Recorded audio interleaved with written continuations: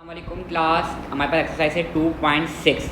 इस एक्सरसाइज के लिए आप सबसे पहले अपनी बुक्स खोल रहे हैं। सवाल हमारे पास है write down the radicand and the index for the following. आपने इस एक्सरसाइज में ये बताना है कि इसमें रेडिकेंड क्या होते हैं और इंडेक्स क्या होते हैं। तो रेडिकेंड क्या होते हैं और इंडेक्स क्या होते हैं मैं आपको बता दूं। रेडिकेंड जो होते हैं, जो अंडर रूट के अंदर की जो वैल्यू होती है वो रेडिकेंड होते हैं। अंडर रूट के अंदर की जो वैल्यू होती है वो रेडिकेंड होते हैं। जो अंडर रूट के बाहर की जो वैल्यू होती है वो इंडेक्स होते हैं।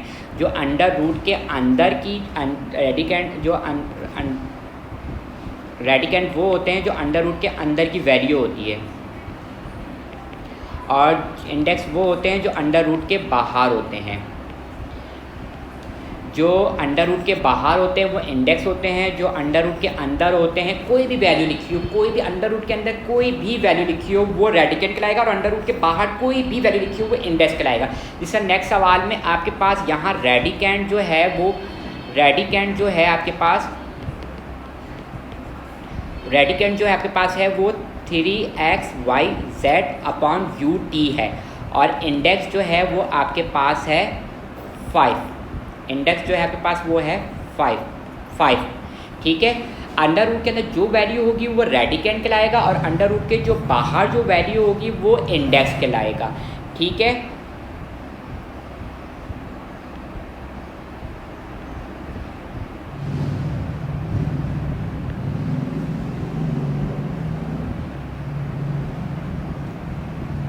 हमारे पास नेक्स्ट सवाल है सिंप्लीफाई 3√27।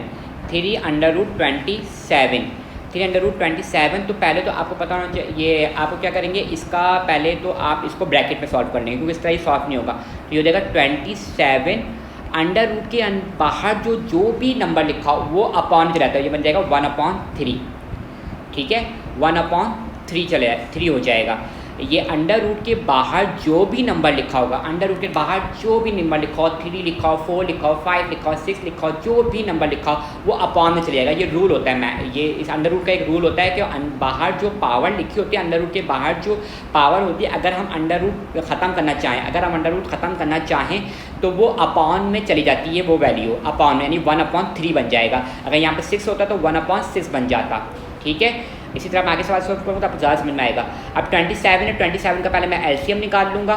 27 का एलसीएम निकालूँगा, 3 9 27, 3 3 9 और 3 1 3, तो हो जाएगा 3 3 9, 3 3 27, और 3 की कितनी दफ़ा 3 है, 1 2 3, तो 3 की पावर बन जाएगा 3 की पावर क्या बन जाएगा 3, और ये 1/3 यहाँ आ जाएगा। 3 से 3 क्या हो जाएगा, कैंसिल, और यहाँ आंसर आ जाएगा इसका 3।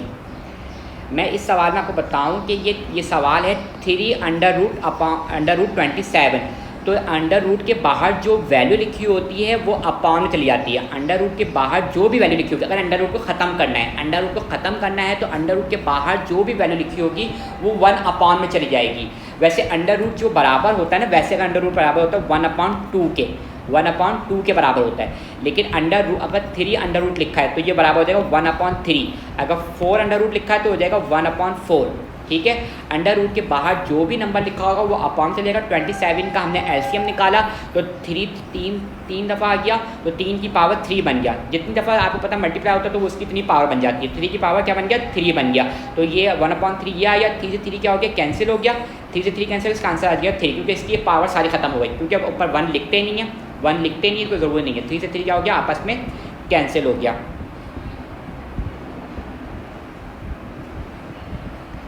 3 से 3 क्या हो गया, कैंसिल हो गया। अब हमारे पास नेक्स्ट सवाल है हमारे पास, जैसे कि 4 6 25 625। तो अब मैं क्या करूँगा, तो ये 625 यहाँ आ जाएगा 1/4। मैंने को बताया कि अंडर रूट के बाहर जितनी जो भी वैल्यू होगी वो अपॉन में चली जाएगी। बस सिंपल से आप याद रखें, अंडर रूट के बाहर जो भी वैल्यू होगी वो अपॉन में चली जाएगी। अब मैं 625 का एलसीएम निकालूंगा। 625 का एलसीएम निकालूंगा तो मैं 5 से डिवाइड करूँगा। 5 1 5, 1 इधर गया, 5 2 10, 2 इधर गया, 5 5 25। ये तो आपको करना आता ही होगा। 5 2 10, फिर 2 इधर कैरी गया तो 5 5 25, फिर 5 5 25, 5 5 25। तो इसका मतलब है 5 कितने टाइम्स आ गया, 4 टाइम्स। तो 5 की पावर बन जाएगा 4। 5 कितने टाइम्स आया, 4।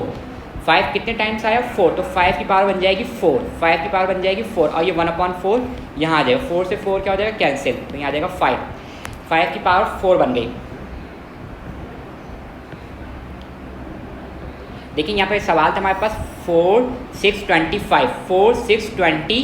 25, तो मैंने ये जो बाहर जो पावर थी उसको मैंने 1/4 में कन्वर्ट कर दिया और फिर मैंने इसका यहाँ पे एलसीएम निकाला। एलसीएम निकालने के बाद जो मेरे पास ये 5 जो आया था इनको मल्टीप्लाई करके मैंने यहाँ पे ये आ गया, तो फिर मैंने क्या किया 1/4 को इससे जो भी पावर बनी थी मेरे पास 5 की पावर 4 बनी थी, 4 यहाँ आ गया, 1/4 ये लिखा, तो 4 से 4 कैंसिल हो गया, 5 मेरा पास आंसर आ गया है। ठीक है, आपको समझ में आ जाएगा इंशाल्लाह।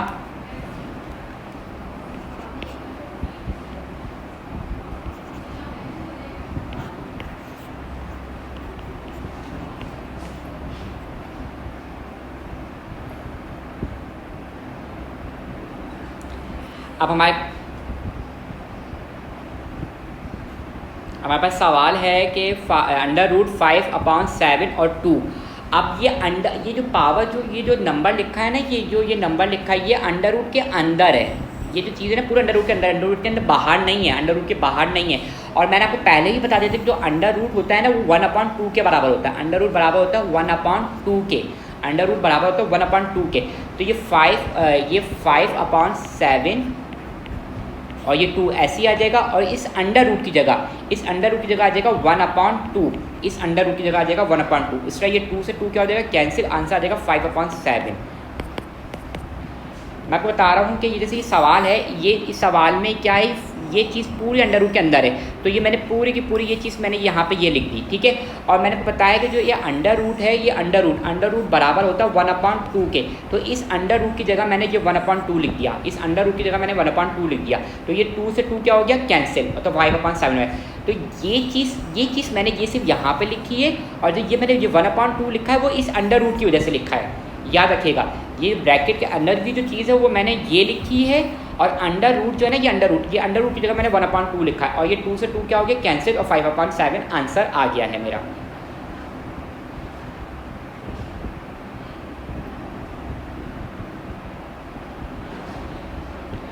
सवाल है मेरे पास 11 है,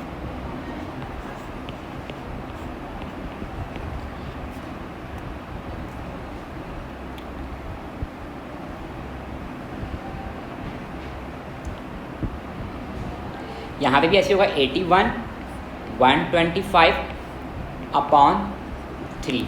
ठीक है, अब मैं 81 का एलसीएम निकालूंगा, पहले 81 का एलसीएम निकालूंगा। 81 का एलसीएम 3 27 दा 3 9 दा 3 3 दा 9 3 1 दा 3, यानी 3 4 टाइम्स आ गए। अब 125 का एलसीएम निकालूंगा, 5 2 दा 10 5 दा 25 5 5 दा 5 1 दा 5, 5 3 दफ़ा आ गया, 1/3 मैंने ऐसे ही लिख दिया। मैंने बता दिया कि अंडर रूट के बाहर जो भी वैल्यू होती है, अब आपको देखना मैं यही कर रहा हूँ, अंडर रूट के अंदर जो बाहर वैल्यू होती है वो अपॉन में चली जाती है, अंडर रूट के बाहर जो वैल्यू, और फिर जो अंदर जो चीज़ होती है उनका पहले एलसीएम निकालते हैं, फिर उसकी वो पावर बन जाती है। 3 4 दफ़ा है तो 3 की पावर 4 बन गई, 5 3 दफ़ा तो 5 की पावर 3 बन गई, 1/3 आ गया।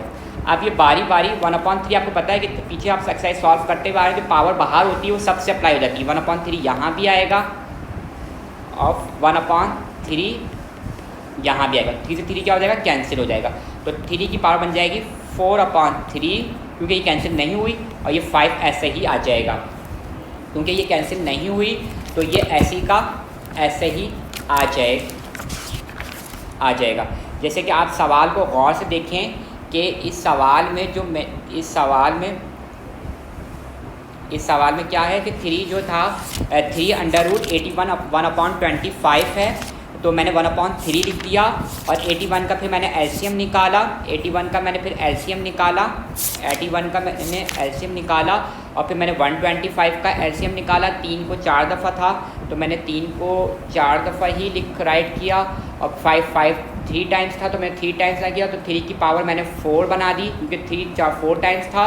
फिर यहाँ पर 5 3 टाइम्स था, 5 3 टाइम्स था, तो मैंने 5 की पावर में 3 3 दफ़ा बना दी और फिर मैंने 1/3 जो पावर थी मैंने बारी बारी सबके ऊपर अप्लाई किया और यहाँ पे 4 से 3 कैंसिल नहीं हो सकता इसलिए 4/3 ही लिखा और 3 से 3 कैंसिल हो सकता था इसलिए मैंने यहाँ पे 3 से 3 क्या कर दिया, कैंसिल कर दिया है।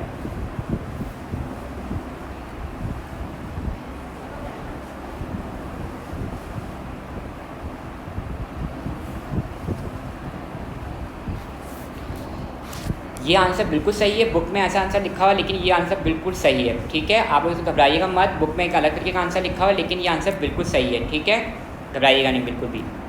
अच्छा, नेक्स्ट सवाल हमारे पास है N/Q और M/Q, ये सवाल हमारे पास है, ठीक है। तो क्या करेंगे, अब हम इसको करेंगे Q 1/N करेंगे, Q और 1/M कर देंगे। मैंने आपको बताया ना, बाहर जो भी पावर जो भी नंबर लिखा होता है, बाहर जो भी नंबर लिखा होता है वो अपॉन चले जाता है। देखिए बाहर n लिखा था तो 1/n बन गया, बाहर m लिखा था इसलिए 1/m बन गया। अब ये बेस सेम है ना, Q और Q बेस सेम है तो ये हो जाएगा Q 1/n माइनस का 1/m, ठीक है। फिर आ जाएगा Q, अब इनका एलसीएम निकाल लेंगे, निकाल लेते हैं mn, तो ये पता है m यहाँ आ जाएगा माइनस का n। अब ये आपको पता, ये वैसे तो अपॉन में बन गया है, ये तो बन माइनस का mn बन गया है। आपके पास जो सवाल है ये है Q 1/n और Q 1/m, m√/Q, तो इसकी पावर जो है 1/n बन गई और इसकी पावर बन गई 1/m।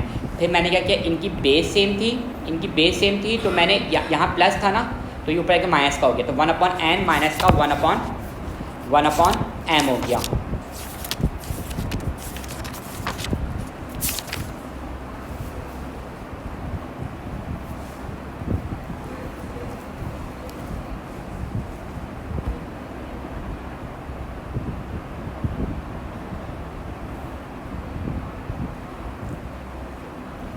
ठीक है, ये इसकी पावर बन गई। देखिए ये Q 1/n बन गया, देखिए ये Q था ना, ये Q बन गया 1/n, ये Q बन गया m 1/m, ठीक है। ये बेस सेम थी इनकी तो 1/n माइनस का 1/n। अब इनका मैंने एलसीएम ले लिया तो ये इसका एलसीएम mn आया, तो ये n यहाँ था तो ये m से मल्टीप्लाई हो गया, यहाँ n m था तो ये n इससे मल्टीप्लाई तो m माइनस n आ गया, ठीक है, m माइनस n आ गया।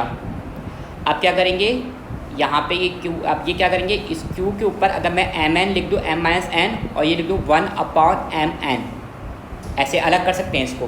देखिए ये mn ये आ गया और यहाँ इसको हटा के तो 1/n बन गया। आपको पता है कि 1/n है, जो सवाल पीछे जवाब जिस तरीके से लिखा है मैं उस तरीके से लिखने की कोशिश कर रहा हूँ, m माइनस n, तो ये बराबर हो जाएगा अंडर रूट के बाहर चला जाएगा, क्योंकि 1/n में है ना तो ये अंडर रूट के बाहर चले जाएगा, अंडर रूट के कहाँ चले जाएगा, बाहर चले जाएगा।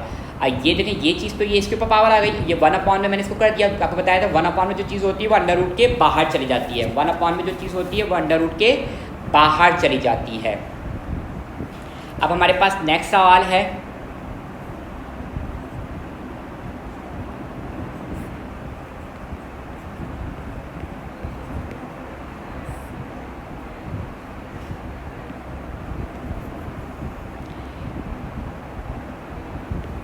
नेक्स्ट सवाल है 4 256 से 256 a की पावर 4 b की पावर 4। तो पहले मैं 256 का एलसीएम निकालूंगा, ठीक है। 250 पहले तो मैं क्या करूँगा 256 a4 b4 और 1/4 कर दूंगा। मैं आपको बताया था अंडर रूट के अंदर बाहर जो वैल्यू होती है वो अपॉन में चली जाती है, अगर अपॉन में कोई वैल्यू तो वो अंडर रूट के बाहर चली जाती है, क्योंकि वहाँ मैं आपको पहले ही बता रहा हूँ कि अंडर रूट के बाहर जो वैल्यू होती है वो अपॉन में होती है, जो अपॉन में वैल्यू होती है वो अंडर रूट के बाहर चली जाती है। जैसे कि इस सवाल में यहाँ पे ये अपॉन में ये चीज़ आ गई थी इसलिए ये अंडर रूट के बाहर चली गई, अंडर रूट के बाहर चली गई। इस तरह यहाँ पे ये चीज़ आई थी तो ये अपॉन में आ गई, इस तरह मैं अंडरस्टैंड करवा रहा हूँ आप लोग को, ठीक है, ठीक है। अब पहले तो आप लोग अंडर रूट का एलसीएम निकालेंगे, अंडर रूट का एलसीएम निकालेंगे, 256 का एलसीएम निकालेंगे। तो डायरेक्ट करने की ज़रूरत है कि इसको कैसे करेंगे, 2 1 ज़ा 2 2 2 ज़ा 4, 2 1 ज़ा 2 2 2 ज़ा 4, 1 2 8 ज़ा 16, 2 6 ज़ा 12, 2 4 ज़ा 8, 2 3 ज़ा 6, 2 2 ज़ा 4, 2 16 ज़ा, 2 8 ज़ा, 2 4 ज़ा, ऐसे तो आता ही होगा आपको निकालने, 2 2 ज़ा 4, 2 1 ज़ा 2। अब कितनी जगह 2 आए, 1 2 3 4 5 6 7 8। अब 2 6 कितनी दफ़ा आए, 1 2 3 4 5 6 7 8 टाइम्स दफ़ा आए। तो 2 की पावर बन गई 2 की पावर बन गई 8, 2 की पावर 8 बन गई और a 4 आया, b 4 आया और ये 1/4 आ गया। ठीक है, अब मैं क्या करूँगा, अब जो बाहर जो भी पावर है ये सबके ऊपर आ जाएगी। ये 2 8 1/4, a 4 1/4, b 4 1/4, 4 1 4, 4 2 8, 4 से 4 कैंसिल, 4 से 4 कैंसिल, 2 के ऊपर आ गया 2, a ऐसे ही आ गया और b भी ऐसे, क्योंकि पावर 1 1 आई तो 1 1 लिखते नहीं है। और 2 को 2 टाइम्स करेंगे तो आ जाएगा 4 a b आंसर है। इस सवाल में मैंने क्या किया, पहले तो मैंने क्या किया, 4 था तो उसको मैंने 1/4 बना दिया। फिर 256 का मैंने पूरा एलसीएम निकाला। एलसीएम निकालने के बाद मैंने जो ये नंबर 2 को 8 टाइम्स था मेरे पास 2, तो 2 को 8 टाइम्स लिखा और बाहर जो पावर थी वो सबके ऊपर अप्लाई कर दी। सब अप्लाई करने के बाद वो कैंसिल होने का 2 2 4 हो गया, 4 AB हो गया। ठीक है, अब हमारे पास लास्ट सवाल है 14। 64 a की पावर 3, b की पावर 9, 216, c की पावर 6 और d की पावर 18। वैसे आप लोगों को इतना भी आना चाहिए कि अगर हम 4 को, अगर ये सवाल देखें, पहले सवाल को सिंपल कर लें, 4a3 b9। लेकिन इस हर एक्सरसाइज ना एक ही तरीके की है, पूरी एक्सरसाइज एक ही तरीके की है। अगर आप लोग एक एक्सरसाइज करने बैठेंगे तो आप लोग अपने कॉन्सेप्ट क्लियर रखें। पहले अंडर रूट वाली आई थी तो अंडर रूट के कॉन्सेप्ट क्लियर हो गए। अब ये पावर्स क्या हैं तो पावर से कॉन्सेप्ट क्लियर होना चाहिए। अंडर रूट के अंदर बाहर की पावर, पहले अंडर पावर के बगैर अंडर रूट वाली आई थी, अब पावर वाली अंडर रूट आई। अंडर रूट के अंदर बाहर जो पावर होती है वो अपॉन में चली जाती है। अंडर रूट के बाहर जो पावर होती है वो कहाँ चली जाती है, अपॉन में। अब मुझे पता है कि अगर हम 4 को 3 टाइम्स मल्टीप्लाई करें तो 64 बनता है और 6 को 3 टाइम्स मल्टीप्लाई करें तो 216 बनता है। अगर आप करके भी देखेंगे, अगर हम 4 को 3 टाइम्स मल्टीप्लाई करें तो बनता है और 6 को 3 टाइम्स करेंगे तो अब इसका मतलब ये होगा 6 की पावर 3 बन जाएगा और 4 की पावर 3 बन जाएगा। ठीक है,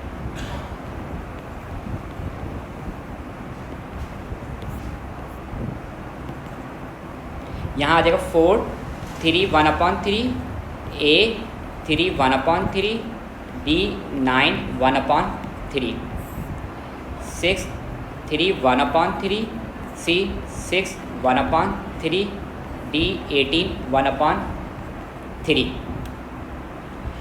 3 से 3 क्या हो गया, कैंसिल। 3 से 3 क्या हो गया, कैंसिल। 3 1 3, 3 3 9। 3 से 3 क्या हो गया, कैंसिल। 3 1 3, 3 2 6, 3 1 3, 3 6 18।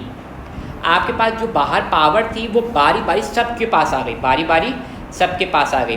4/6 आया, a के ऊपर कोई पावर नहीं बची, b के ऊपर 3 बचा, c के ऊपर 2 बचा और d के ऊपर 6 बचा। ठीक है, और ये भी कैंसिल हो सकता है, इनको कैंसिल कर देंगे। 2 to 4, 2 3 6, 2/3, a b की पावर 3 और c 2 और d 6। अब सवाल दोबारा समझाता हूँ, एक दफ़ा दोबारा अंडरस्टैंड करवा देता हूँ। देखिए, इस सवाल में ये था कि जो 3 था मैंने इसको 1/3 में कन्वर्ट करा, आपको मैं बता चुका हूँ पहले। यहाँ पे जो 64 था तो मैंने इसको 4 को 3 दफ़ा मल्टीप्लाई किया तो ये आ गया। 216 को 3 दफ़ा मल्टीप्लाई किया तो मेरे पास ये आ गया। आपको कॉन्सेप्ट क्लियर कर सकता हूँ। फिर आपके पास जो ये पावर थी ना बारी 1/3, ये बारी बारी सबके पास आई, बारी बारी सबके पास आ रही है। सबके पास बारी बारी आने के बाद जो 3 के टेबल जो आ जाए उनको कैंसिल कर देंगे। कैंसिल करने के बाद ये हमारे पास बचा, सारा ये बचा। फिर 2 to 4, 2 3 6, ये भी कैंसिल होता है। फिर ये आंसर है हमारा।